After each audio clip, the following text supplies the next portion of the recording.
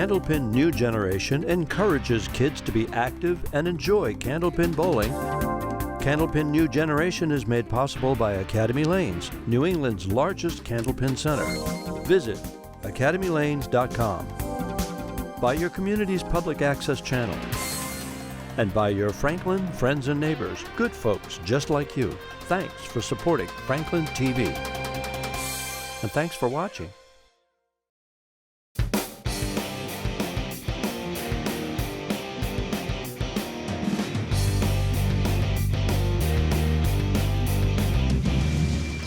Time for the heavy hitters in the 15 to 18 age group on Candlepin New Generation alongside Brian Rowe. I am Rob Taylor. I am dwarfed by Danny, and we have got a great matchup for you this week. We can start with you, Danny. You finished your qualifying tournament with an enormous game just to make the show. What was it, 145? Yeah, 145. Second highest game I've ever thrown. And so in the pressure moment, you came up big, threw what you needed to throw to make the show. How do you go out there and do that again today? Honestly, if I ignore all that going on and I just concentrate on doing well, I think I'll do fine. I think that's a good approach. If I'm correct, you brought a good luck charm? I did. It's over there. I forgot to give it to you. A Koopa stuffed animal. So. Yes. Cool. There wow. All right, well, that makes things better. So you've got the good luck charm. I do. You're coming off a huge game, ready to throw a big one up there today. I sure am. Cool. And by your side is Sharyn. Sharyn, out of Academy Lanes and going up against an all-Academy team. How do you take them down? You know their weaknesses. Kind of, yeah. I mean, it's not like the competition. It's more like they're one of my best friends, and it's more of just bowl like we do on Saturdays. So do you think that helps the nerves any, feeling so comfortable? It makes me feel a lot comfortable bowling with someone that I've bowled with all year. Well, we wish you guys the best of luck, and we also wish your opponents the best of luck. Yeah, I got a couple of veterans with me, both seniors, so it's going to be a last year with the show, unfortunately. So as it being your last year, you know, what would it mean to kind of like make a nice little run and go out on top? It would be nice to make a good run, but I'm just going to throw the ball and let the pins fall. All right, how you've been bowling lately, and you know, what do you got to do today to make sure you make that run?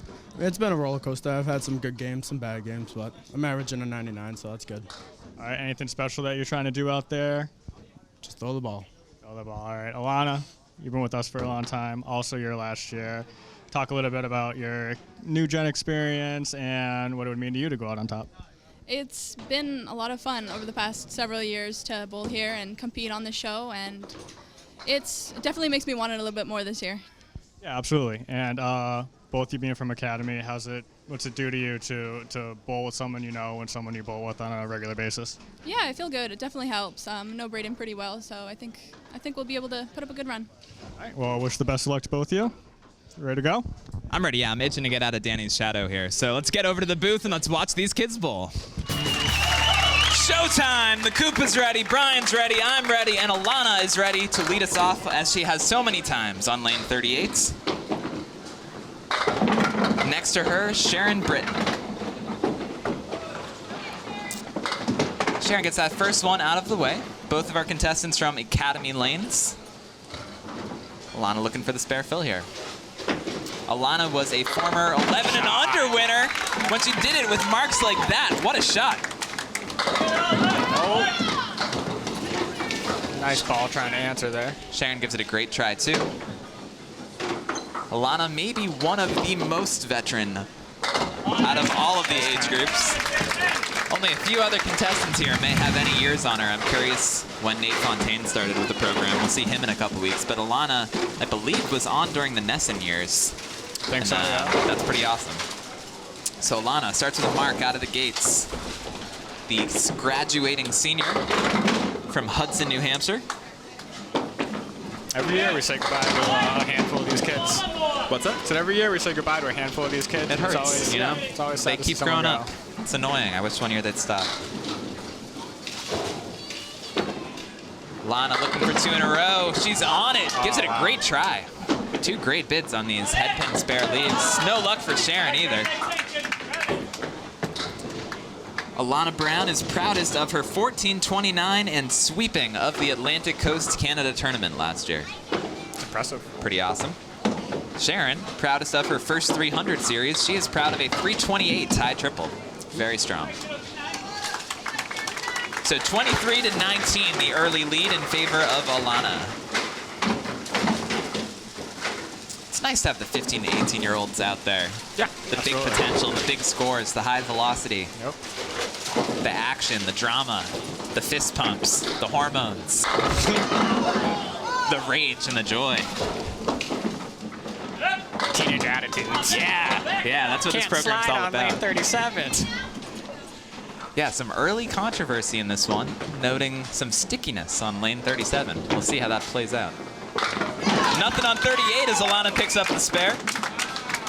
Sharyn just off. A strong start for Alana Brown.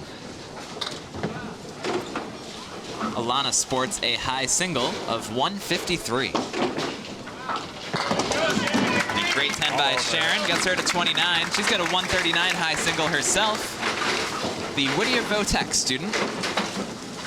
She tossed a 302 for the 6th seat, compared to Alana, who tossed a 317. 317. And Alana actually was in a 3-way tie for 3rd in this division. All of the ladies extremely close. So 3-way tie for 3rd. Her 114 high single gave her the tiebreak over Regan McNally and Becky Halvedel, both of whom we will see next week. What a try for Alana on that spread eagle +1. This really shows how close in scores all of this older age group really is, that you have a 3-way tie for 3rd. Yeah, we can expect a lot of close matches.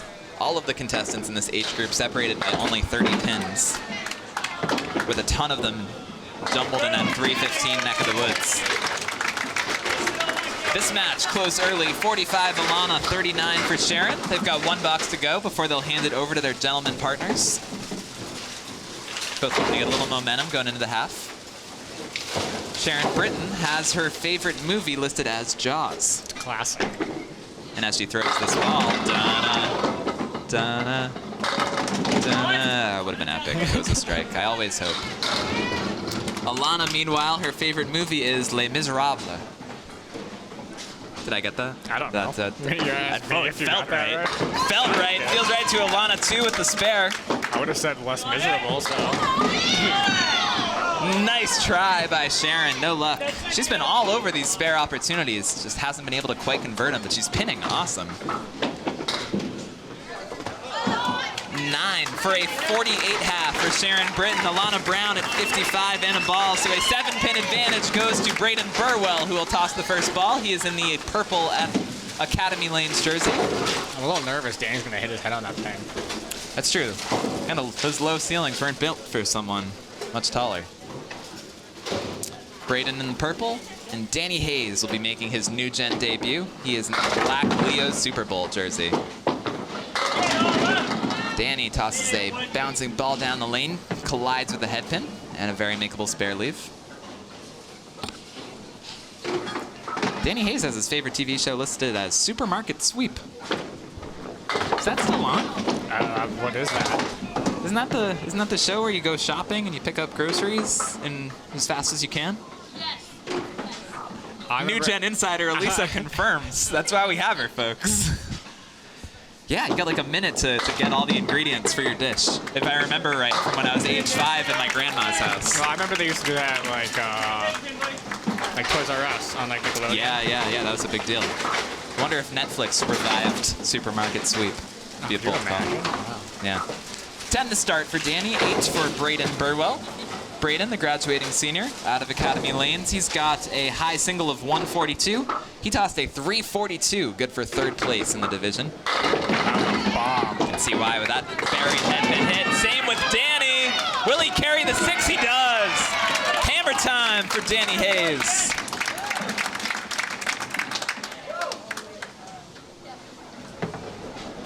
I want to insert like a Mario coin sound effect with that chicken, you know. Oh, no luck. Straight through it is Brayden. Great bid. So Danny threw a ton of strikes just like that one up at Big 20 when he tossed that huge 140 game to earn himself the 6th spot. And in doing so, he actually threw the 145 to get to 327, which tied him with Hunter Collins. And the 145 high single carried the tiebreaker. Wow. So yeah, you throw a 92, a 90, you think you're out of it, and then you drop a big 145 at the end to sneak onto the show. He'll try to fill the hammer. Brayden, meanwhile, looking for his first mark of the match. Brayden, also a student at Whittier Votech and soon to be graduate. Danny just off, though he's carrying some extras. A couple spare leaves up there. Absolutely. Brayden just looking to be on that head pin. They are tied up pretty well. Brayden just off. Danny a little off too. It's that 18 fill. So both of our contestants looking for big outs. Nice 10 by Brayden. That hammer by Danny has got this into a single-digit difference early on. Danny at 37, Brayden at 27. And so, I think we got a 3-pin difference in favor of Danny Hayes and Sharyn Britton early. Of course, Alana on a mark, really making this anyone's game. Brayden has his favorite TV show listed as Supernatural. Also not sure if it's still on. Did that last long? Another hammer, Danny Hayes. Supernatural performance there in the lane. Big strike. Was that the Save the Cheerleader, Save the Girls, the World show? That wasn't Supernatural, was it? No. Alisa? Alisa says no. Nice ball. Brayden says yes. Nice spare to keep pace with Hayes. Let's take another look. The bomb by Hayes. His second of the match, and then a nice spare pickup by Burwell. I've heard that Brayden is recovering from a torn meniscus. Yeah, that's meniscus, ACL injuries. Bowling is becoming a contact sport. I have always been an advocate for just Defense. going all out. Yeah. I would love to see a little more contact I up wonder there. what knee it is. You know what knee it was? No clue. No clue. Hopefully not the left. That was That's what I'm probably, saying. yeah. 8 fill for Brayden. Gets him up to 45. Danny with the tough half twister. So he's going to want to get a big count out of this to keep pace with Burwell. Puts it in the pocket, gets 6. That brings him up to 53. I think he's got another ball. Oh, the box, yes. Sorry, fell, yeah. 9 out for Burwell. That is a 54 half for Brayden, 9 outs. And a tough 6 for Danny gets him to 59 at the halfway point. So our ladies take the lanes. And so at the halfway point, let's add this up. We have got 107 for Sharyn and Danny. And we've got 109 for Alana and Brayden. So a 2-pin lead for Alana, which she will add to with this spare fill. And the 4 fill gets her up to 59. And that gets the lead up to 6.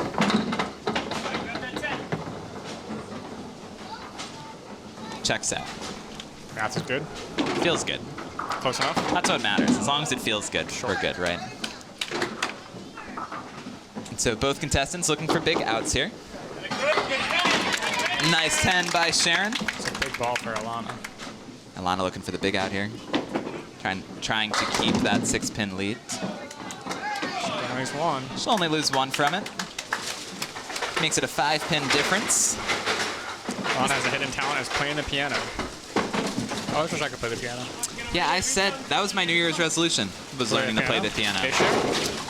This year, yeah. How'd that I go? said by the end of the year I would know how to play Boys of Summer by Don Henley. That was my goal. It's a good pick. Yeah.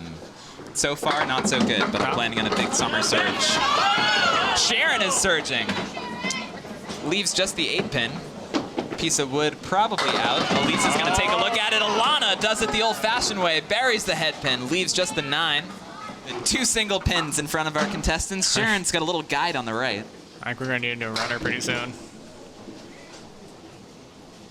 Sharyn using it and takes it. Nice spare for Sharyn. Alana now looking to be Hawkeye on this pin. Veers a little left.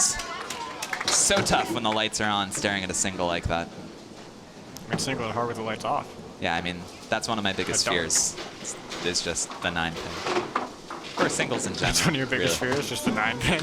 Yeah, I don't have many fears, Brian. Sleep over the 9-pin. I'm extremely confident human being. This might be a good time in our match to do a brand new segment on New Generation. Since we're in the 15 to 18 age group and our kids are about to graduate, we're going to do a Where Are They Now segment.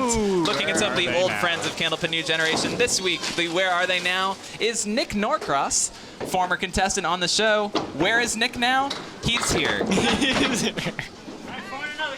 Sharyn with a 4-fill. It was a great segment. One of my favorite segments. Yeah. I think that could be a good one.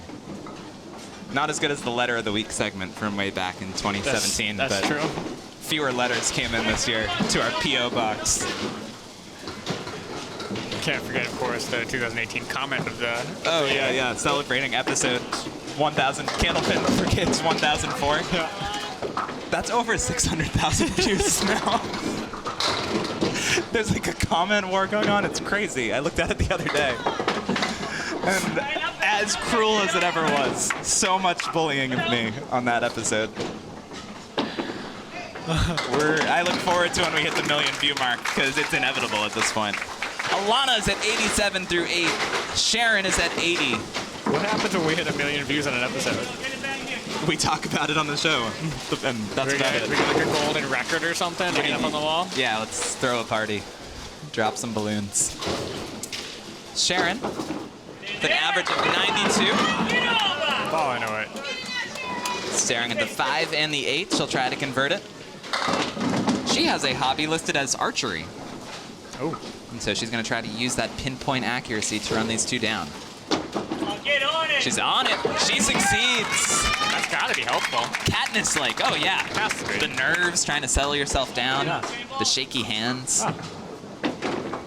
I'd be terrible at archery. My hands are shaking just holding the pen. I'm missing the box that I'm writing in half the time. Alana looking for the outs.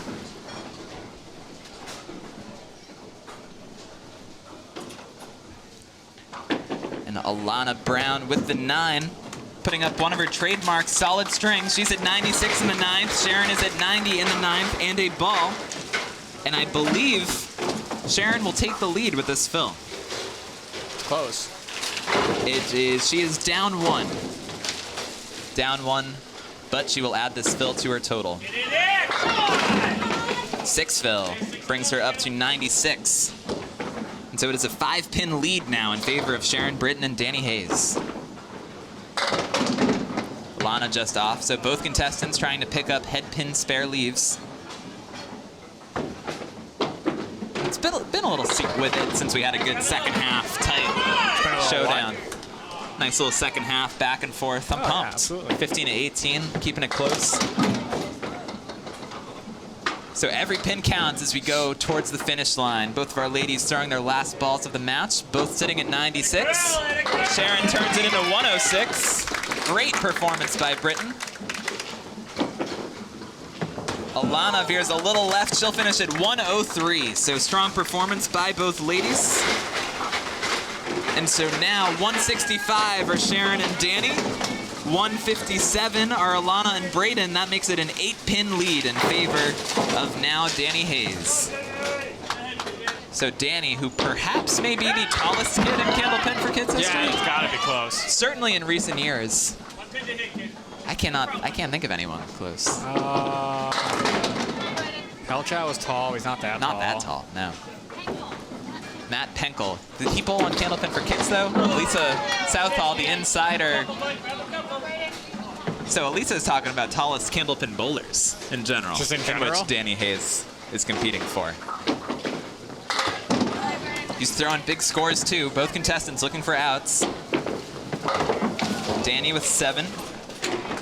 Gets him to 66 in the 6.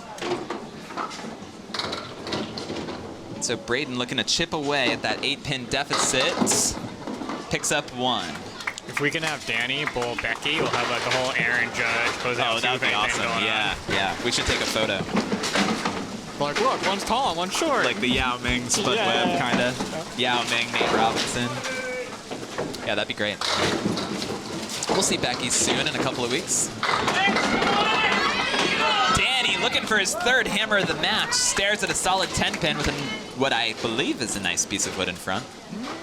I feel good about that. Looks flat. Not quite on the edge. I think he's got it if he hits it. It goes in the gutter, though, so that'll be a 9 for Danny. Just got away from him a little bit. So now door open for Brayden for a spare conversion. Brayden, great attempt, just Great doesn't ball. carry the last one. So now he wants to stay focused and pick up every one of these pins. They could all be the difference.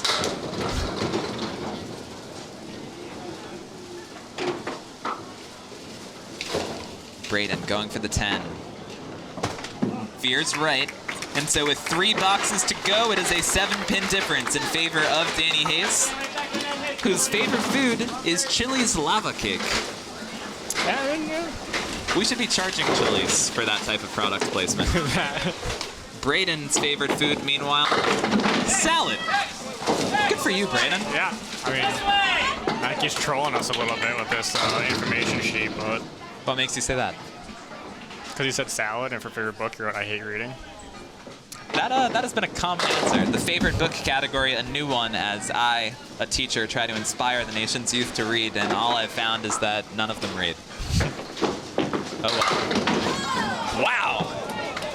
Be tough to do that a second time. No luck for Danny. He hits the wood, splits it right around the 2 and back. And so once again, out's going to be the theme here. Yeah, Danny wrote for his favorite book. Oh, what an attempt. Will it kick it? Brayden's tumbles. What a ball.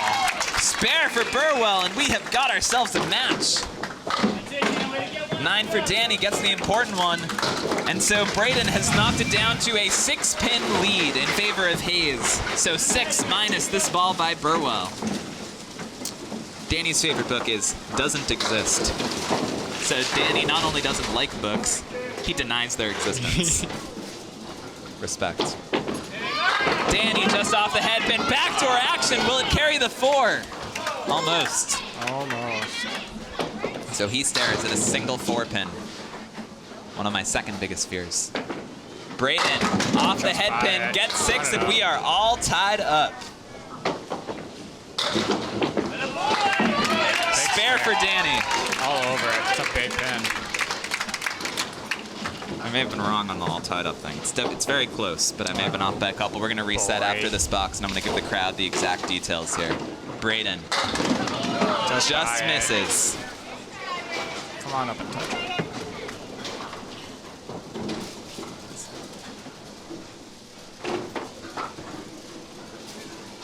Looking for the 10. Every pin counting. So 9 for Burwell. So he's at 96. Danny is at 96. So that means 3 pins is the lead for Danny Hayes. So Danny Hayes is up 3, and he's got a spare. The difference just being Sharyn's 3-pin victory over Alana. So 3 pins plus this ball. He gets 3. Brayden's still in it if he can mark.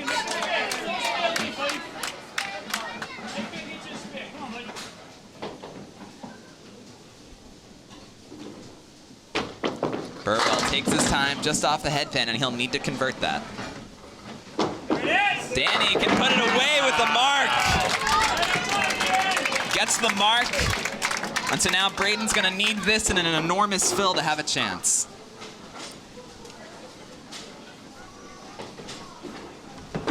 Brayden just veers right. A tough break for Burwell. A strong performance by Brayden in this one. He's going over 100 and beyond. But it's going to be Danny Hayes and Sharyn Britton that take it. And so Burwell gets the 8. He will finish 104. A strong 207 combined with him and Alana. Danny Hayes sits at 109. He's got a ball, and he's going to toss a victory ball here and try to put a hammer icing on the cake. Danny Hayes just off the head pin. He gets 3. He finishes at 112. So 218 for our victors, Sharyn and Danny. Final scores, everybody. 106, Sharyn Britton. 112, Danny Hayes. 103, Alana Brown. 104, Brayden Burwell. 218 to 207 in favor of Sharyn and Danny. We'll talk to them right now. First victors in our 15 to 18 age group. We are joined by them. Danny, we'll start with you. Big scores from a big guy. You threw a couple of hammers in there. What went through your head when you got that first strike? I think I might be set if I can just keep doing this. Well, you're going to have at least one more crack at it. Any adjustments you plan to make going into the next one? As long as I can stop throwing those threes that I kept getting toward the end there. Not really. That's all I really have is those stupid threes. Well, you threw enough marks to not make it matter. You threw a big game up there to get your team the win. Sharyn, you had a big score too. Yeah, first ball got away from you a little bit, but then it seemed like you settled your nerves down. You were able to really regroup. How were you able to do that and then throw such a nice score? So I just kind of relaxed myself. I told myself to breathe and moved over to the left a little bit, and I started throwing the ball I wanted to. I think that first one was nerves a little bit. I think it was too, and I lost control of the ball a little bit. My hands were slippery, so I lost control. So now that you got a game under the lights, under your belt, 6 over 3, a little bit of an upset. What do you think you got to do to keep this momentum going and win a couple more matches? I think I just got to throw my ball, reach out a little bit more, move to the left, like I said, and just breathe, relax up there. Sounds like a game plan to me. Just breathe. All right. Congratulations. I'm breathing. Hope you're breathing with us. We got 4 more matches to get through, and we hope you'll join us for all of them. We're here at Woburn Bowladrome. We're having a blast with our friends from FranklinTV. I'm alongside Brian Rowe. I'm Rob Taylor. Keep on watching Candlepin, New Generation. Candlepin New Generation encourages kids to be active and enjoy candlepin bowling. Candlepin New Generation is made possible by Academy Lanes, New England's largest candlepin center. Visit academylanes.com. By your community's public access channel. And by your Franklin friends and neighbors, good folks just like you. Thanks for supporting Franklin TV. And thanks for watching.